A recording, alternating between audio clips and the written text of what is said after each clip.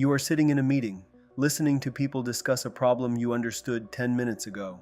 The cause seems obvious, the solution seems simple, and somehow everyone keeps talking around it. Someone repeats a point that was already answered. Someone suggests a plan that will create another problem next week. Then someone says, "Let's circle back." You can already see the delay, the wasted effort, and the mistake everyone will later pretend was impossible to predict. So you become quiet, your face changes, your patience disappears, and eventually someone asks, "Why are you so annoyed?" Maybe you have heard that question at work, at home, or with close friends. People may think you are cold, controlling, or impossible to please. But what if you do not hate people? What if you hate watching preventable chaos repeat itself? By the end of this video, you will understand why inefficiency affects you so deeply, why emotions can feel like problems to solve, and how to keep your clarity without turning it into isolation. Because seeing the better path is a strength, believing everyone must reach it exactly as you did is where the strength becomes a trap. You probably know the pattern. A friend asks for advice, ignores it, and returns with the same problem. A coworker begins a project without considering the obvious consequences. A group spends more time discussing the plan than executing it. Or someone makes an emotional decision that creates a problem you saw coming. To everyone else, it is one inconvenient moment. To you, it is the first domino. You are not reacting only to what is happening now. You are reacting to what will happen next. The repeated work, the future problem hidden inside the current decision. That ability helps you anticipate, prepare, and improve. But once you see the stronger path, it becomes difficult to understand why anyone would choose something weaker. The frustration is rarely only about efficiency. It is about feeling trapped inside a future you already warned people about. And every time that happens, a quiet belief becomes stronger. If people would think ahead, none of this would be happening. Inside your mind, there may be a blueprint, a model of how something works, why it is failing, and what problems are coming next. You may build these models privately. By the time you speak, you have already tested several possibilities. You are not presenting the beginning of your thought process, you are presenting the result. But other people did not watch you build the blueprint. They only hear the conclusion. So when you say, "That will not work," they may hear arrogance. When you say, "We are wasting time," they may hear disrespect. From your perspective, you are saving everyone time. From theirs, you may be skipping the part that helps them trust your conclusion. This creates a painful cycle. You think, "I have already done the work." They think, "You have not explained enough." So you explain less. They resist more. You withdraw. And eventually, you decide it is easier to do everything alone. Not because you never wanted connection, because repeatedly translating your mind can feel more exhausting than isolation. A blueprint is meant to guide construction, but it is not the building. The building has delays, changing conditions, and human mistakes.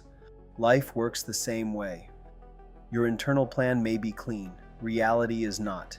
People change their minds. Emotions interrupt schedules. New information appears. A good plan must adjust. But when the blueprint becomes more important than reality, planning stops being preparation. It becomes protection. You keep researching. You keep refining. You keep testing every possible weakness. You tell yourself you are being responsible. But sometimes you are trying to remove every possibility of surprise before you begin. That is impossible. So the plan becomes a cage. You are safe inside it because nothing has failed yet, but nothing has been tested either. This can happen in work, relationships, and major life decisions.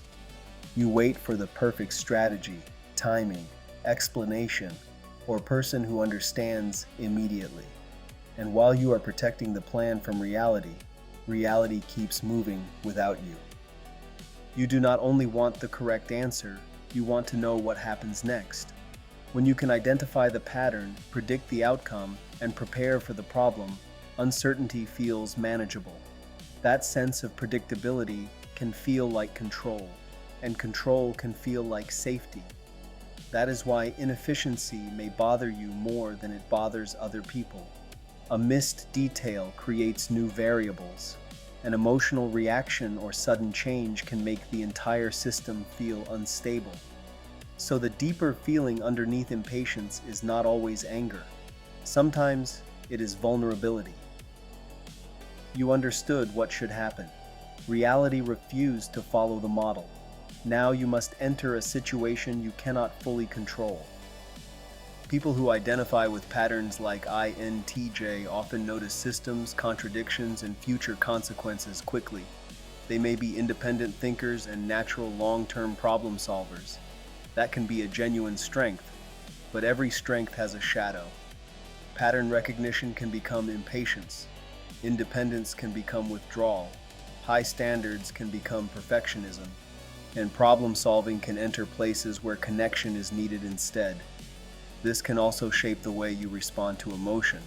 Someone says, "I feel overwhelmed." You hear, "There is a problem that needs to be organized." Someone says, "I am hurt." You hear, "There is a misunderstanding that needs to be corrected." You believe you are showing care, and often you are. But sometimes the person is not asking for a map. They are asking you to sit beside them. You can understand their situation perfectly and still misunderstand what they need from you. You think, "I tried to help and they rejected every solution." They think, "I tried to be vulnerable and they turned me into a project."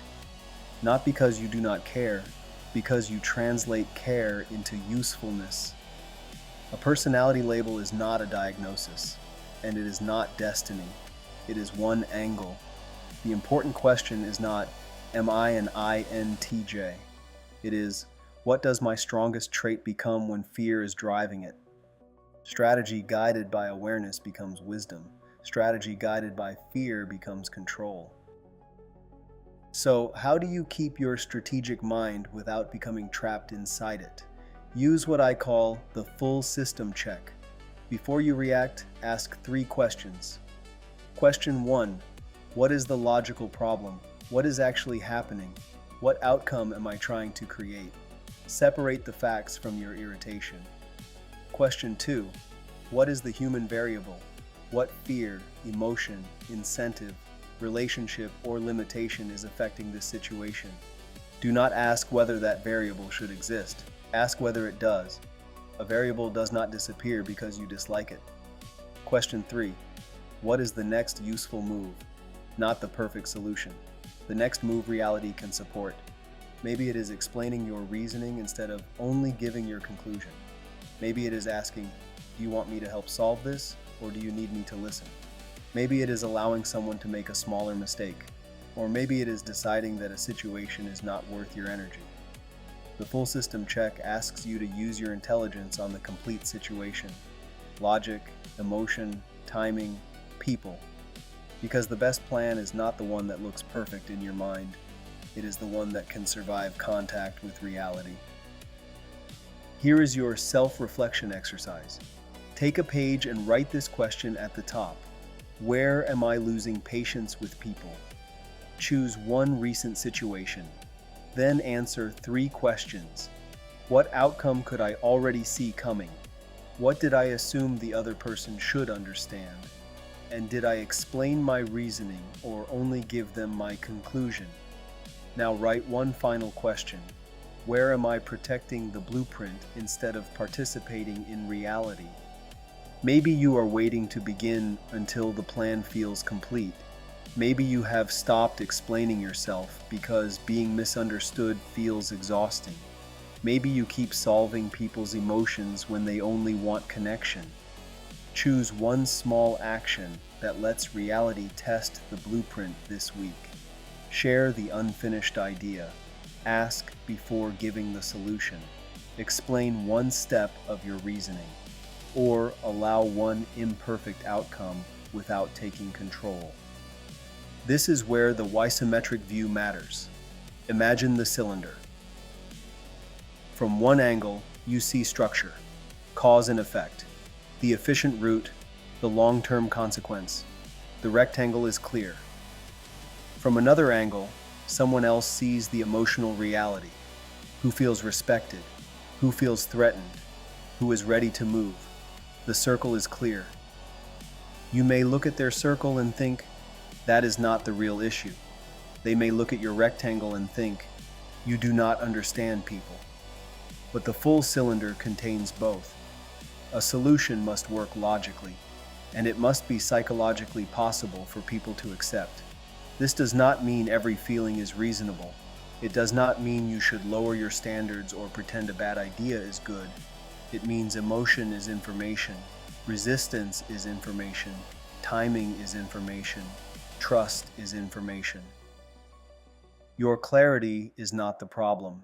The problem begins when clarity becomes the only kind of intelligence you respect. The goal is to see the full system. People are not badly designed machines. They are living systems shaped by trust, fear, memory, identity, and emotion.